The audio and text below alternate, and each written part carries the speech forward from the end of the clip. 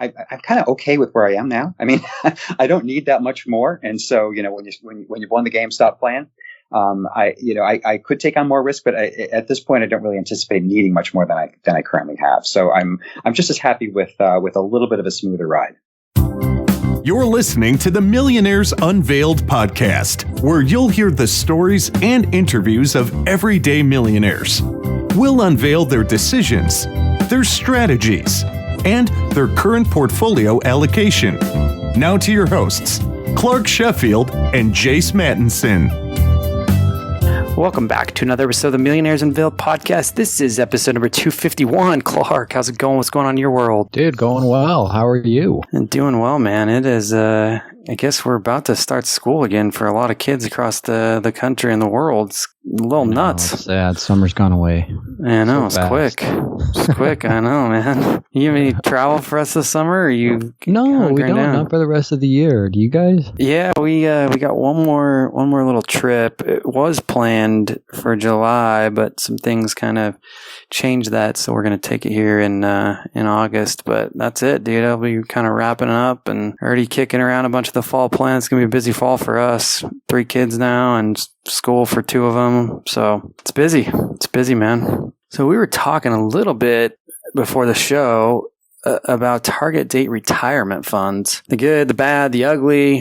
Do you do them? Do you not? When do they make sense? When do they not? Yeah, what's your take on them? I mean, I have my opinion. Target date retirement funds, I think, and I think everybody that listens to this, or most everyone probably knows what that is. I mean, it just starts really what, Jace, is like an S&P index fund, is my understanding, or a mutual fund, or a collective of basically a total market. And then as you get closer to retirement, it becomes a little bit more heavily allocated in bonds. And so it kind of ebbs and flows. When you're younger, it takes a more aggressive approach, invest more in mutual funds, equities, equities across the stock market. And as you grow up closer to retirement age, it adds more and more bonds to your portfolio with the thinking of, hey, you're trying to not be in the compounding stage, but more in the preservation stage of your retirement and your wealth at that point. So I think it's an interesting model. I think it depends. My take is I think it depends on where you're at in retirement and how much you have in retirement. If you have more than, a couple $1 million, me personally, I would take a more aggressive approach and not go as heavy in bonds. But I think if you want the peace of mind and it comes down to risk strategy, then maybe that's a good option, right? I mean, it's kind of a layman's approach to not having to move around your finances and change funds and buy and sell. But what's your take? Yeah, I think it probably makes sense for some people. I don't, in terms of like myself, I've never used one. I think it gets into a little bit of the modern portfolio theory of trying to, get a return with as little risk, as possible. My personal thought is I'd just rather play to win than play not to lose. And, if I end up, kind of my personal thought is like, heck, if I didn't get enough bonds and I didn't keep my portfolio at a certain level when I get to that retirement age, then I mean, the economy must be crashing or something, and so I prefer to probably be, much more aggressive with my approach, from an investment standpoint, but who knows? That may change, right? I'm in my early 30s still, and I may think differently at some point where I'm more worried about preservation than accumulation. But just for my phase of life right now, I don't have any bonds, and I don't see any need or any near-term future of getting bonds. I know it's preached and taught, along with the modern portfolio theory and just in general, that investment advisors will typically try to steer you towards bonds, and these target date retirement funds, I think, do a nice job of essentially kind of creating that balance for you that you don't have to go in and mess with it or adjust on your own. And so it is kind of a set it and forget it, and I think it makes sense for some people probably, but I don't use them myself. Yeah. Yeah. But if you're starting off and you don't know what to do and, hey, what's my approach and what's my risk tolerance and how much am I going to have? I mean, I agree with you, Jace. My approach is still just stick it in an S&P or a total market index. Yeah, they started catching on what? I don't know, 5-10 years ago or something? 5 years ago, maybe? Yeah, no, I think... No longer than that, yeah. Yeah, and I think, too, I mean, our guest today, we get in this discussion with him. In fact, this week we have Mark. He's got a net worth at $10 million with his pension. little over half of it's between his retirement accounts and brokerage, but 63% right now is in stocks. And he mentions that he's going to retire here in about 4 years and 3 or 4 years. And he's going to basically kind of move that to a 60-40 allocation as he moves closer. And he's been doing that for quite some time. So he's, in a sense, been a little more hands-on, but definitely participated in somewhat of these target date retirements, but by his own accord without putting it in a specific target date retirement fund. So interesting conversation with him and approach. Last week we had Jennifer. Her net worth was $100 million. Grew up really poor, had 80% in one stock, and then another 5 to 10% in the current company that she was a part of. So anyway, if you've got any questions for any of our millionaires, you can email us at millionairesunveiled@gmail.com. Submit a question on our website as well. We love listener questions that we can either Clark and I can discuss or we can ask an upcoming millionaire. So without any further delay, let's get into the episode. All right, Mark. Well, thanks for joining us and welcome to the show. Hey, thanks for having me. Appreciate your time. Yeah. So give us a little bit about you, just a quick little elevator pitch or overview about who we're talking to here. Sure. I am a physician. I'm actually a physician administrator. I work for a large medical group, multi-specialty medical group in Northern California, just outside of the Bay Area in California's Central Valley. We have a 2-household family. My husband lives full-time in the Bay Area and works there, and I spend the week out here in the Valley and commute back during the week. So we're currently kind of running 2 households. Okay, and what's your current net worth? Current net worth is about $7.6 million. Wow! Not including the present value of any pensions. I have a sort of a complicated pension plan that I'm not including in that as well. Okay, and if you had to value that, what would you value the pension at? I actually spent some time looking into this over the last couple of weeks. Currently at about $2.5 million present value. So if you count that, you're $10 million. Yeah. I realized that when I was pulling my information together for this. Well, congratulations. Good for you. Thanks.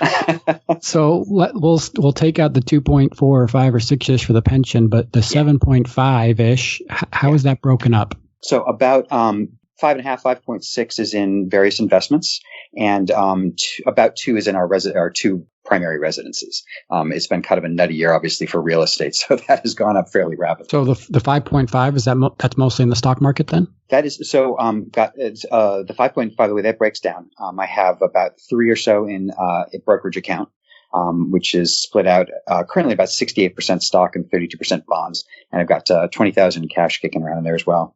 Retirement accounts are at about 2.2, broken out 60-40. 1.8 of that is in 401ks and 403bs of various sorts. About 1.25 is pre-tax, and about 550 is in Roth 401ks. And then about 250 in Roth IRAs between the two of us. Then I also have a deferred income account. I deferred some of my income for several years. I wasn't attending, and so that's sitting at about 350 right now, and that's all in bonds. Okay, so you're 62-38. You said stocks, bonds, give or take. 62-38 in the brokerage account. Overall, I am at about 63% stocks, working my way slowly down till when I hit retirement age, or when I hit retirement in about 4 years, I'll be at about 60-40, where I'll hold for a little while. Yeah.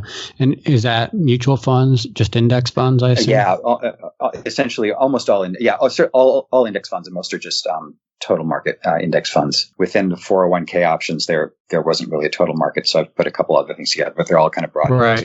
You're a little bit more limited on the retirement accounts. Yeah. So was it always 60-40, Mark, or has that shifted as you've gotten older? It has shifted, definitely. For going into the last decade or so, the last 5 years before retirement, it was more aggressive. I was 80% for quite a while, then down to 75%, and then just in the last couple of years in the run up to hitting age 55, I ratcheted it down fairly quickly to 60-40, or to 65% when I hit 55, and I'm kind of ratcheting it down about 1% a year until I hit retirement. And so the 5.5, you said 2.2 in retirement, about 5.5 just in brokerage accounts. So that's all you could spend it penalty free, right? No issues. I'm sorry, once again? The 5.5 that you have, that's just in a traditional brokerage account, so it's not tied up in retirement, right? Just the 2.2 million's in retirement. 3.1 is in the brokerage account, and 2.2 is in the retirement. Yeah. Oh, 3.1. Oh, 5.5 was total investment. Sorry. That's right. Yeah.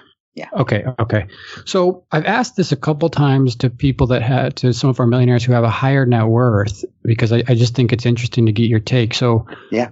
why not be 80% stocks, 20% bonds, because you have such a high amount, $5 million in the market? I mean, I understand, obviously, if there's a 50% correction, you lose $4 million, and that's hard to stomach. Right. But at the same time, you still have $4 million. I do, but I'm kind of okay with where I am now. I mean, I don't need that much more, and so when you've won the game, stop playing. I could take on more risk, but at this point, I don't really anticipate needing much more than I currently have. So I'm just as happy with a little bit of a smoother ride. Yeah, makes sense. At what point did you first start feeling that way? It came in degrees, of course. I think within the last 2 years, I felt pretty comfortable. If you include the pensions, and the pensions, there are some elements that are non-qualified, so they're not 100% guaranteed, but I'm feeling pretty confident in them. If you include the pensions, I really hit pretty secure financial independence when I hit age 55. And so since then, it's just been dialing it back a little bit and smoothing the ride, as I say. Yeah. Is the 7.5 or the 10 million, if you include the pension, is that more than you ever thought you would have, or was that a goal? Oh yeah, it's more than I thought I would have even just a few years back. I mean, it's obviously been kind of a crazy year a crazy 10 years for the stock market. Yeah, right. And at some point, it's funny. At about maybe 3 years ago, I kind of came to the realization that we're not really a 2-income family; we're a 3-income family. The money itself was making a very respectable income, also. All the money invested, you're saying? Exactly. That's right. Yeah. And early on, as you started, and I want to get into your story here a little bit and kind of leave the allocation piece, but early on, did you worry about money? Did you worry about retirement and I really have to skimp and save here, or I might not make it? Did you think about it often? No, I didn't. And part of it is just, we have at least once I, got my current position, we have a fairly generous pension plan. So I knew that, I was not going to be scrimping or not going to be hurting for the bare minimum in any case. But it became pretty clear early on, even, when I was making less than half of what I'm making now when I first started, that I just wasn't spending much. I was saving already over 50% of my take home pay, just because I had for so long, by that time I was 40 years old, and I had, been in pretty penniless situations many times in the past, and never, more than just a little bit comfortable. I just wasn't in the habit of spending the money. And so, our lifestyle just didn't change all that much once we finished residency. And, just sort of the balance just went to the brokerage accounts. So what do you spend annually? How much do you spend a year? So, at this point, we are at we spend about $200,000 a year. And that includes a good chunk of property taxes. We have 2 houses in California, and one remaining mortgage that we are accelerating. We want to have both mortgages complete. One mortgage is paid off, the smaller one. We want to have both mortgages paid off by the time we're in retirement. And we also do some fairly expensive travel. That's our big budget item is travel. Yeah, but you take taxes taxes for 2 houses out of there, and a mortgage payment. I mean, that's not crazy spending. That's true. Right. So let's back up here and hear how this all started, Mark. Sure. I mean, where did you start learning about personal finance? Was this something your parents taught you, something you picked up in school or later? How did it all get started? So really, getting financially literate. I got the basics from my parents. Back in the day, they taught me how to balance my checking account on the back of the envelope, literally, and just some of the basics of here's you need insurance, you need just the real basics, and that certainly got me through residency and being a grad student and the like. When I finished off residency and started my attending position, I did feel like I needed a little bit more of it on the basics than I had. And so I actually just pulled out the old Personal Finance for Dummies. And I actually found it to be a great curriculum. And I still recommend it to people if they just sort of need the basics. So that kind of got me started. We had some, for new partners in my medical group, they actually have a 1-day seminar where they go over a lot of the basics of not only our, our benefits and our pensions and the like, but just some of the basics for personal finance. And that filled in some of the gaps as well. In terms of kind of getting a little bit more plugged into the global personal finance community, I like a lot of people, I actually got plugged into the FIRE movement through hearing an interview with Mr. Money Mustache, actually back in, I think it was 2013. I had to look this up. It's longer ago than I thought. Mr. Money Mustache on NPR. It was just a real quick snippet. But that, that of course got me down the rabbit hole looking at, various blogs. And I kind of started reading some of those, realized that the personal finance, or excuse me, the FIRE community blogs kind of had a limited scope. But it was a really good way to sort of frame thinking about financial independence and some personal finance. And that allowed me to branch out into some other areas as well. And that was what year you said that you came across that interview, or how long ago? As near as I can tell, it was 2013, which seems a long time ago, but that's the only NPR interview that I could find with Mr. Money Mustache. Of him on there, yeah. Yeah. So 8 years ago, does that mean like behavior changed significantly, or were you still pretty good along the way? It really didn't. It actually just sort of gave me a framework to frame it, to an extent what I was already doing. I knew that I needed to be, saving above and beyond just the pension. And I had it invested. I was a little, it helped me narrow down the different types of mutual funds that I was doing. It helped me, put some, figure out exactly how much, umbrella insurance I needed. It just helped me fine tune a few things, but I was kind of doing a lot of that already. So what were you doing? Did you have a lot of debt initially you had to pay off for med school? Good question. So, I ended up, so I started college back in 1983 and I went to an Ivy League school, but because I came from a pretty humble background, most Ivy League schools are need blind in their admissions. So once you're admitted, they will make sure that you have the finances to, for tuition, room, and board. It did involve some loans, not a small amount of loans, but this was also back in the early 80s. And so the interest rate on the time was about 11.5%. And the way that student loans worked back then, I don't know if it's changed at all, but your initial interest rate was the interest rate you were going to be paying on all the student loans that you took going forward. And so that actually carried through graduate school and even into medical school, although when I started medical school, they actually ratcheted that down to 8.25%. Now, thankfully, I didn't have a lot of undergraduate debt because there were, a reasonable amount of grants in there.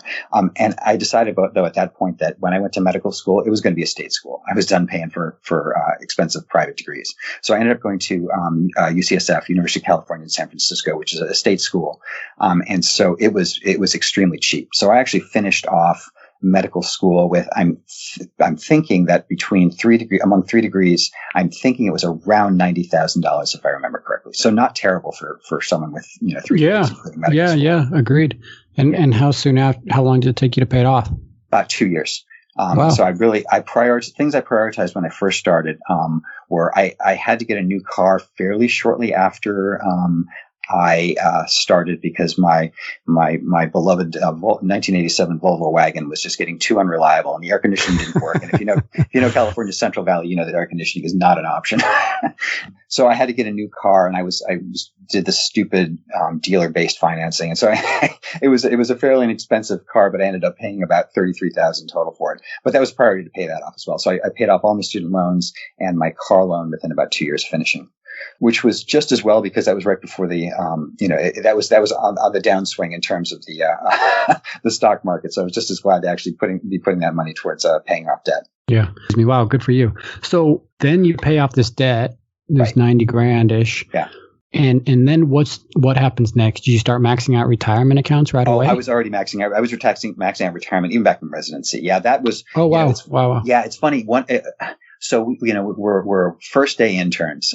We know nothing. We're shaking in our boots, and the chief resident comes in, and the first thing he says to us is, "I hope every one of you is contributing to your to your 401k." That really stuck with me. That was one of the best pieces of advice that I got during residency. So yeah, I was plugged in my 401k even during residency. Wasn't maxing it out then. We just didn't make enough money to be able to max it out. But yeah, I was maxing out everything from day one. So did the other doctors take that advice as well? I believe, yeah, I believe so. Some of them thought it was odd advice, but I think ultimately everyone did. Yeah, I was already contributing to, maxing out my 401ks. I was putting a little bit in a brokerage account on top of that, in addition to, really speeding up the debt repayment. And then, once that was all paid off, it really started accelerating my brokerage account. And then in 2010, and we're going a little sideways here. When I started my my current position in the Central Valley, I bought a house pretty much right away. You may recall that 2005 is probably not the best time to buy a house. However, it was a real priority for me. So I actually ended up getting a small house here in the Central Valley. In 2010, when it was becoming clear that my husband was going to be kind of working in the Bay Area full time, and market was pretty inexpensive in 2010, we actually bought a place in the Bay Area as well. I was able to. At that point, they weren't doing these no down payment houses like my place out in the valley. So at that point, I had saved up enough to put down the down payment of the place in Oakland. So thereafter, it's just been kind of continuing to max out the retirement accounts, including an after tax 401k contribution that we have the option of doing every year, and then just the rest goes into the brokerage account. Okay, so you've got a Roth 401k. Yeah. Nice. So the you got $2 million in house now. I mean, yeah. I assume most of that has gone up here in the last couple of years, but really the last 5-10 years, right? Yeah. So the place in the Bay Area actually started coming up pretty much right after we bought it. So the recovery started happening there pretty soon. It was a slow climb until the last couple of years when it's just gotten nutty. The place out in the valley. The cities in the Central Valley that are commuting distance from the Bay Area, they were hit extraordinarily hard during the housing market, or during the housing downturn, or the market downturn in general back in 2008. I got my place out here. I initially paid about $400,000 for it. At its nadir, both on Zillow and for the tax assessment, it was at $75,000. So from that perspective, I really lost, at least on paper, quite a bit in the housing downturn. It's been working its way back up, and I think as of this week, Zillow finally has it back at just about what I paid for it all those years ago. And what about the house in San Francisco? Are you up on that one? Oh gosh, yes. We're okay. Good. We're close to about 3 times what we paid for it back in 2010. So as you think about the $2 million in house, right, does it make you want to reevaluate and sell some of that, or not so much because it's still only 20% of your net worth? Oh, at this point, so my place in the valley, I would be just as happy to rent at this point. I have an old dog, and he's very used to the place. He has access to the backyard through a doggy door, so I don't have to worry about him during the daytime. So I'll hold on to it as long as I've got the dog. I will think seriously about selling the place and just renting for the last couple of years here when the time comes. And that has less to do with sort of financial considerations, although it would be nice to kind of cash out while things are still where they are. It's more about maintaining another house. I mean, I'm over home ownership to a certain extent. I don't mind the place in the Bay Area, but it's just a lot of work. In terms of the place in the Bay Area, it's a big place. So we bought it not only for the two of us, but we have actually had, up until just this last year, we have actually had roommates, friends who've lived with us, all the way through, graduate school, of course, because everyone has housemates in graduate school, medical school, and even, and during residency. And then even when we bought our new place in the Bay Area, a good friend of ours was our roommate at the time, and it was clear we wanted her to move with us. And so we got a place that was big enough to accommodate her as well. So the place we have is 5 or 6 bedrooms and 2 baths for just the two of us. And we had a series of roommates even after her up until just this last year. So now it's just us with this 6-bedroom place. Now, I got to say this, during this last year, it was really nice to have all that space. Yeah, exactly. Not only were we doing, did we turn one room essentially into a gym? We both had home offices where we can carry on video meetings without even hearing each other, which is fantastic. And then we can just sort of, be in our own place and making our own noises without driving the other person crazy. So that's kind of nice. It also has a really big yard, and we were able actually during stay at home, we could set up 3 different small tables and have friends over in the backyard with a lot of, we figured out the whole choreography, how we were doing and stay safe. And so we were able actually to continue to see our friends, at least from a distance, throughout the pandemic. So it was just extraordinarily nice to have all that space. I don't know how much longer we're going to need that. It might be nice to downsize. Right now, we have appreciated so much that we would actually take even with the standard exclusion for capital gains tax on personal property. If we didn't buy something comparable, we would actually take a fairly decent hit in capital gains tax if we were to sell it now. There might come a time during the first 5 years of retirement or first 10 years of retirement that we would sell it and cash in and buy something smaller. But something to be determined down the line, I think. Yeah. So you mentioned the tax on the capital gains, and I'm just curious about that because Biden is thinking about changing some of that policy. Yeah. With a higher net worth, do you consider that, or do you just say, hey, it is what it is? It is what it is. There's no point in my worrying about it. And I don't think it would substantially alter kind of the what we would do just in terms of the home situation. We really love the house. We'd be happy to stay there for quite a while. And it has the way it's set up, we could actually even turn, long term, we could actually turn the downstairs into a unit for, a living caretaker if it really came to that. So it is a place we could actually stay in for as long as we wanted. How long are you going to keep working? I'm going to keep working up until 60. And there are a couple of reasons for that. At 60, we get included in our retirement benefits. We get medical and dental insurance, and so that's worth about $30,000 a year. And that's certainly not the primary consideration, but it is a consideration. It just helps. Yeah, that's a lot. Yeah. And at 60, I will have been in medicine for about 25 years. I think that's a good amount of time to put in. But at the same time, I certainly have a ton of other interests in life, and I've seen a lot of friends and coworkers pass on earlier than expected, or become disabled earlier than expected, and not be able to really enjoy themselves. I got a lot of stuff I'd like to do, a lot of travel I'd like to do, and so I think 60 is going to be a good age. Yeah, I mean that the solving the healthcare and retirement, that's a big problem now for people, it's right? It's huge. Yeah.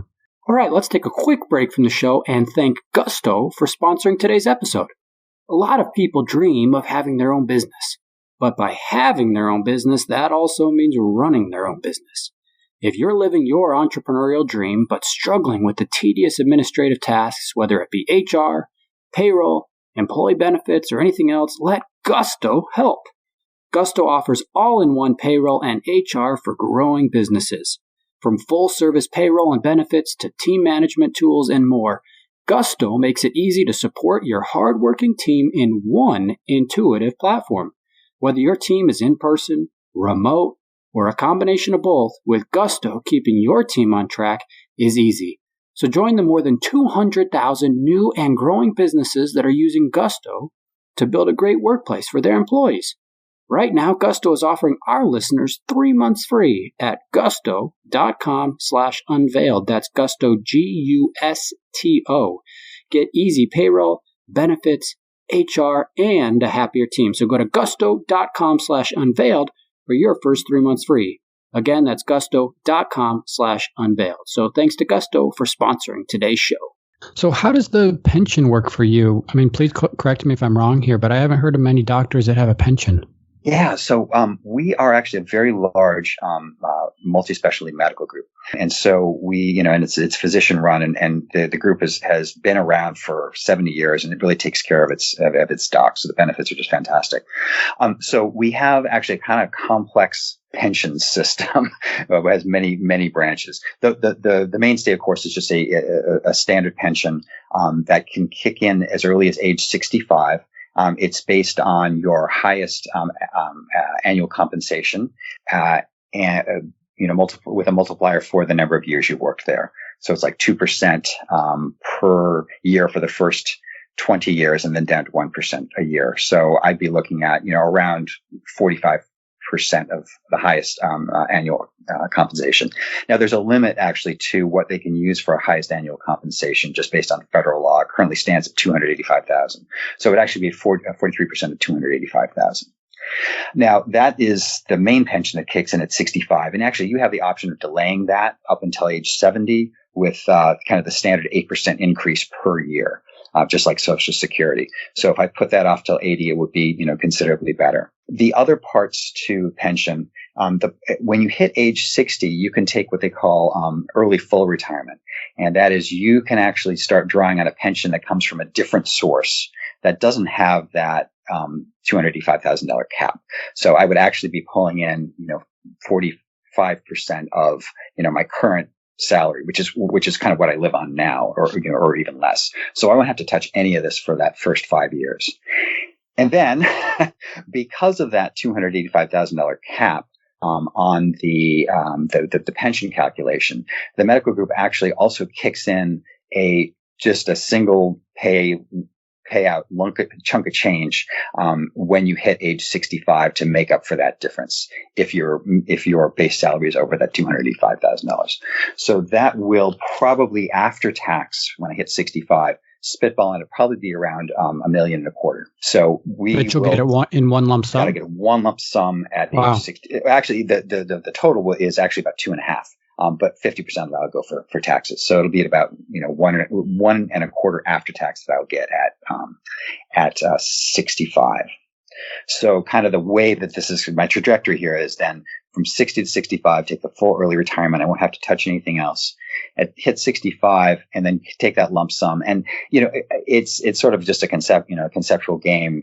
On the one hand, you could say, oh, just stick that in, in a money market account and live off that for 5 years, which is one way of looking at it, or, put it in with everything else and just, start the retirement drawdown at that point. Then when I hit 70, I'll, start my pension, the regular pension, start Social Security and all of that. So why didn't you count this pension in your net worth initially? Because it's fairly, so you could count it in your net worth, but it's kind of a whole series of assumptions in terms of, what's the market going to return over the next 10 years? Then what is the market going to return in after I take it? So rather than doing it that way, I just sort of think of, well, that is, I know what the payout's going to be. I know what the pension's going to be. And so I just then readjust what I need to make off, what I need to draw down from other accounts there. So are there doctors in your practice that say, hey, I'm just going to get this pension, I'm going to get this lump sum when I retire, why save money now? Or do people not really think that way? Yeah, no, I have one of my best friends is actually, says that all the time. And I think he's currently off in Puerto Vallarta again. He's definitely not one for delayed gratification. So yeah, definitely there are some. So it's real money, Mark. I mean, you talk about the 40 whatever percent. I mean, it's 125, 130,000 ish, right? Of the 247 cap. So if you're looking at the after tax on the pension, it is what did I guesstimate? It's something along the $80,000 to $90,000 a year. Right. So 125, 130, 80, 90 after tax. Yeah. I mean, you could live pretty well off of that. So yeah. I mean, what are you going to do with all this money? Yeah. I've already started doing, certainly endowing a donor advised fund fairly generously at this point. And that will continue. I'm definitely looking out for places for it to go when I don't need it any longer. So, I love the concept of, people pledging to give away half of their money before they die. And so that's definitely kind of something I will be thinking about. And, that might be kind of one of my occupations in retirement is kind of figuring out and redistributing some of this. How do you go about that? How do you know who to give and how much to give? So I've already got, I give on the order of about $35,000 a year at this point, and they are primarily geared towards education, environment, hunger, and human rights. And so those are kind of the lanes that I'll likely stay in. Okay, gotcha. Because I think it's a hard thing. People, you want to start donating money, you want to start helping people, but there's so many people and so many places and so many causes that you could help. And I mean, I get it. For everybody, it's different. People are passionate about different things. People care more. They're more drawn to specific situations. So, but it's still a challenge. It's still a challenge to know that your money's used well and helping somebody and making a difference. Yeah, it definitely is. I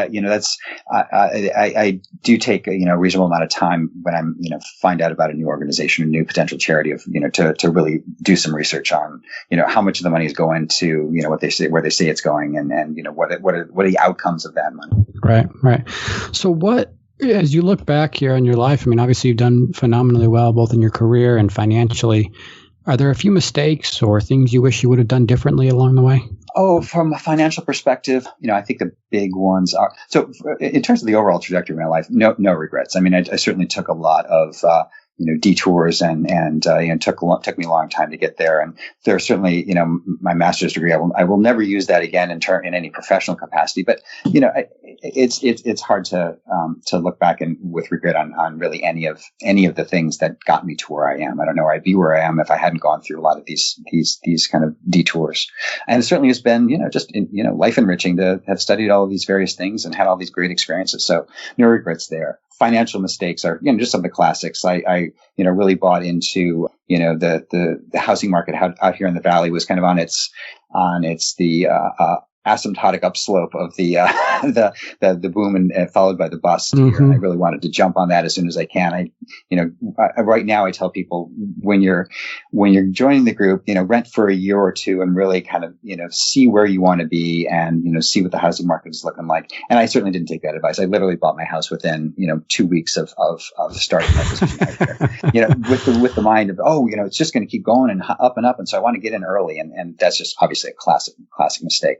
Another thing was taking the hook, line, and sinker the auto dealer financing. When I bought my new car, I really needed to have something reliable fairly quickly, and I really didn't do any due diligence in terms of figuring out what the best way for financing the car was. So I ended up paying probably about 50% more than the value of the car, just in terms of financing and interest on top of everything else. So what's the most expensive car you've ever purchased? That was it. It was a new 2005 Prius. And so sticker price was about $22,000, and they ended up paying about $33,000 by the time 2 years was out. I'm still driving that car too. How many miles? 280. 280? 280, yeah. Well, that's pretty darn good, man. Yeah, it is. For the first several years here, I was actually working in a city that's further south than I currently live. So I was putting close to $20,000 a year on it every year. So I drive a little bit less now, but yeah, it's still pretty reliable. I've replaced the main battery. It was not as expensive as I feared it was going to be, and it was like, well, I can get a new car, but that's going to be more than just replacing the battery, and so it's a known quantity. So I replaced the battery probably about 3 years ago. It's partial electric. It's partial electric. Yeah, it's one of the old hybrids. This was before they were hybrid. Yeah. Partial electric. Yeah, who calls it that? Yeah. So one of the other, we'll jump into that in a sec here. But real estate we've hit on. You have the $2 million and the two primary homes. Right. No other real estate, right? No interest really. No interest. Certainly no interest in being a landlord. And how come? And I just ask you because there's a lot of people that write in. Yeah. We have a lot of millionaires that are in real estate, and people write in and say, hey, I don't want to do real estate. Yeah. So, real estate is obviously the darling of the financial independent community, and I just no interest. For a variety of reasons, real estate is not a monolith. It is, a whole range of options that, on the one end of the spectrum, you've got, really hands-on, like, you own a duplex and you maintain the place and or you own a small apartment building and you're in there with the plunger and the rotor-rooter and you're actively managing. And that's, it's an investment, but that's another job. I mean, that's a small business. That's not just a investment. And then and as you get less and less hands-on, you can get someone to manage your property. You can get someone to, you're Johnny on the spot for doing the maintenance and the like. But as you get further removed, obviously it's less profitable. And that type of real estate also isn't that really taxed. There are some tax advantages in terms of the depreciation on the properties. But the income is taxed as regular income. And on the other end of the spectrum, you got things like REITs, which, they perform fine.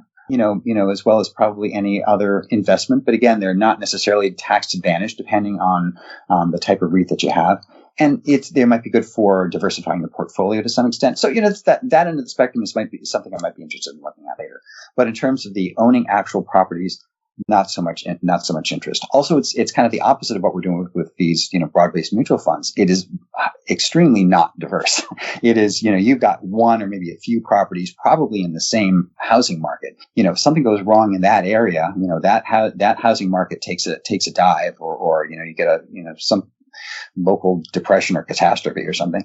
That's a lot of eggs in not so many baskets. And then on top of everything else, already about 25% of my net worth is 25% of my net worth is already in real estate, even though it's residential houses. So at this point, I don't feel like I need that degree of diversification. So if you do move from the one home that you're thinking about selling, right? Right. Do you don't think at all just, hey, I'll just keep it and rent it out? No interest. No interest. So, one of I would say of the things about my current position, which I really love, the things that I like the least are being on call, and dealing with people behaving badly. And those two things are part and parcel of being I would be just as happy to leave those things behind. So no interest. So I know you talked about your history a little bit, or story. You mentioned in the notes beforehand that your parents were pretty frugal. Yeah. What impact did that have on you? And do you find it hard now, having money and having a higher net worth, being able to spend more money? Is it hard to make that switch, or not so much? It's a little bit hard to make that switch. Certainly I grew up very frugal, and I just, from my circumstances, even up through even residency, we just didn't have much income. And so those habits, really served me well. And so, that's really 40 years of habits to try to break. And so, to an extent it does, particularly, but really sort of for bigger ticket items. There is just that little bit of catch in the throat as, I'm transferring money over to, pay for a 2-week trip to Madagascar a couple of years ago.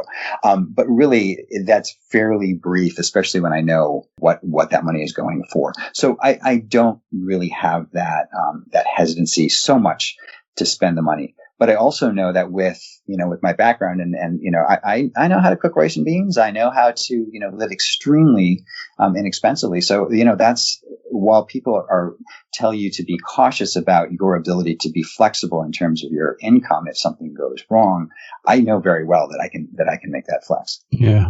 What percent of this was luck versus skill? Oh gosh, a lot. So, on the spending side, again, just given my background, it just came so natural to me not to be spending all this money, even when it started coming in. So, just the luck of my frugal background, and then just the luck of the fact that I happened, when I was deciding to go into medicine, after all those different detours, money was just not something I was thinking about. It was really the profession, the calling that I was after, and so the income was gravy. And so it just was lucky that I happened to end up, falling in love with a profession that happens to be very highly compensated. So, luck on the supply side, luck on the demand side, and just, it's a lot of it's just been luck. Yeah. As much as you're comfortable sharing, what's been your range of income through your working life? So back in residency, when Michael was in medical school and I was a resident, internship year made $24,000 in the Bay Area. Lots of eating in the cafeteria. Boy, I tell you, there was a time that I got 2 parking tickets, and that was a lot of ramen that month because that was a big chunk of my income. Yeah. And then this last year is probably going to be our peak. So, I combined, Michael was in a position at that point that he was pretty well compensated as well. So the two of us together probably made around $900,000 last year. So, and that's an interesting topic. I mean, you said you stop when you win the game, but you start making that much money. Has to be a part of you that says, gosh, if I just work another year, it's another $500,000 every year I work. Is it hard to walk away? No, from the income? No. Definitely, as you say, I've reached the point where if I wanted to stop working now, I could. But I'm happy doing what I'm doing. I feel like I have an obligation to everything, to the area where I'm working, to my medical group, to the people I work with, to stick it out for a few more years, even if I weren't happy doing what I'm doing. I'll stick it out for a few more years happily. But then at that point, it's time to move on to other things. Yeah. So as you look back now in your life and think about this financial journey and your career as a doctor, it sounds to me that part of what kept you going is that you enjoyed your career and you were passionate about what you did. Yes. Is that part of what made you successful, or are there a couple of things that you would pinpoint and say, hey, that's how I did it. That's how somebody else can do it. That's how I was able to reach $10 million, really. I would say, being very, I'm someone who likes to plan. I think in 5 and 10 and 20 year blocks. And so just kind of plotting the trajectory out very early on. I think that part of that was, when we first went to that first seminar, when they're talking about the income streams at various points in the pension, I really, at that point, I sat down and I mapped out, from age 40 to age 75, figuring out what was going to happen when, and kind of just, figured out what I was going to need to be doing with, both contributions and allocation at various points. And so I literally have that map that I update fairly frequently sitting on my desk in my office. I think that has been something that's been very helpful to keep me focused, keep me on task, to reassure me when, things like March happen in the stock market, just to know that I'm on track and that there is a plan and that I'm sticking to it. Yeah. Do people know that you're worth $10 million? And the people that do know, do they treat you any differently? No, they don't for the most part. I even have to remind my husband of that every now and then. It's funny. He's actually got an MBA. So he's an MD, MBA, and actually a Master's in Public Health as well. He has zero interest in personal finance. I'm definitely the CFO of the family. So, and I even have to keep reminding him. It's funny. We were in a position this last year where his last position was. He does big picture stuff. He does medical informatics, and he does data mining, and he has some degree of clinical practice, but he really is sort of senior vice president, C-suite type of person. He tends to do shorter stint jobs. Will go in for a purpose, usually for a limited time. His most recent position fairly quickly became fairly untenable. And unlike, every other job switch that he has had, he did not have something lined up, in advance. And so it was, 2 weeks, I'm out of here. And so he was really kind of worried. It's like, oh my gosh, we're not going to have my income for, a couple of months before I get something up and running. And I'm like, don't worry about it. You find something that's good for you. You find something that you want to do. You find a position that's going to work for you. We're fine financially not contributing to, our brokerage account for a few months while you get yourself, in your new position. So yeah, I even have to remind him. And so no, the bottom line is, most people don't have an idea of my net worth. Okay. Just wrapping up here. What books or products do you recommend? What's been influential for you? So, as I said, Personal Finance for Dummies was a great starting point. In terms of mindset, I loved Your Money or Your Life. That was a great way to kind of think about time and money. In terms of personal finance blogs, as I said, a lot of the personal finance blogs or the FIRE blogs kind of get. This is the same material over and over again with a lot of echo chamber. Yep. One of the ones that I still go back to and really like is Early Retirement Now. Just Karsten maths the heck out of stuff, and I really love his big spreadsheets of breaking it down. Here's what happens in 10 years if you have this allocation and the like. So I really look forward to every new post that he has. Awesome. I don't use anything like Quicken or any of these programs or sites. My brokerage account and my 401ks and like are all through Fidelity, and they have some really nice tools online and some nice ways of organizing visualization of your net worth and the like. So I'm pretty happy with the tools that they use. Awesome. So let me just fire off some rapid fire questions here, and then we'll close it up. How old were you when you became a millionaire? Do you remember? I think about 50. 50, and then how soon did you get to 2 and 5? It was about 4 million. It was about 4 years later after my first million that it was the second. And then it's really only been in about the last 2.5 years or so that I was at 5. Wow. So that happened. I mean, yeah, it's crazy working on this, whatever we're at now, 14-year bull market, right? Yeah. 13 years or 12 years or so. Yeah, right. Clearly can't last. And one of the things I got my eye on, one of my goals is to make sure that everything is kind of bulletproof in terms of, can I ride out a 40%, 50% downturn? Right. Have you ever used a financial advisor? Very sparingly. Again, our medical group pays for the services of a financial advisor through Fidelity, but really I only did a one-time check-in with him about 3 years ago, just to make sure I wasn't missing anything. He had a couple small pieces of advice, like, increase your umbrella insurance. He gave me, specific amount of but mostly it's been just, check-in, and most of it I've been doing it on my own. One person I do use very frequently is actually our tax accountant. Both for our taxes have been fairly complex at various points. So we actually got married back in 2008 when same-sex marriage was legal in California, but was not recognized on the state level. And so for a number of years, we actually had to file 3 sets of taxes. We had to file federal tax as married and single. The single we would submit to the IRS, and the married we would then use to do our California taxes. So that's when we first started using Jason. But now Michael actually does a lot of his work now through his LLC, and that includes both some contract work that he does and also his consulting work. And so we've been working with him both in terms of the tax implications of that, and then also figuring out how we do a 401k for him as a self-employee. Yeah.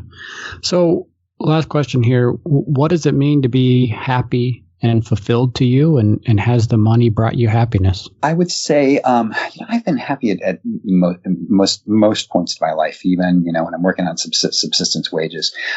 Just having a sense of purpose, really enjoying what you do, enjoying the people around you, whether that's family or good friends.